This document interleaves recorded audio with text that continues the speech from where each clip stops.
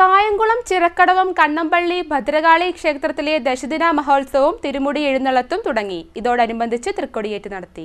കായംകുളം ചിറക്കടവം നടയിൽ കണ്ണമ്പള്ളി ഭദ്രകാളി ക്ഷേത്രത്തിൽ ദശദിന മഹോത്സവത്തിനും തിരുമുടി എഴുന്നള്ളത്തിനും തുടക്കമായി. 10-ാം തീയതി വരെയാണ് ഉത്സവം നടക്കുന്നത്. ഉത്സവത്തിന്റെ തൃക്കൊടിയേറ്റ് തന്ത്രി കല്ലമ്പള്ളി മഠം വാമനൻ നമ്പൂതിരിയുടെ മുഖ്യ കാർമ്മികത്വത്തിൽ നടന്നു.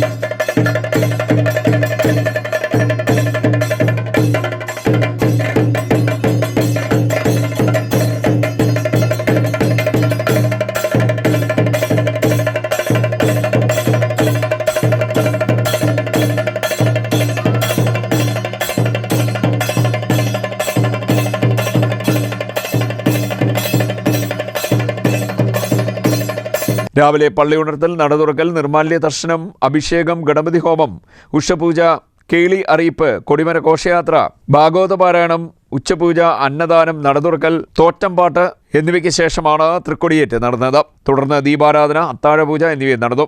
നിരവധി ഭക്തജനങ്ങൾ ചടങ്ങുകളിൽ പങ്കെടുത്തു. ക്ഷേത്ര ഭരണസമിതി ഭാരവാഹികൾ നേതൃത്വം നൽകി. CDNet news, Kayamkulam.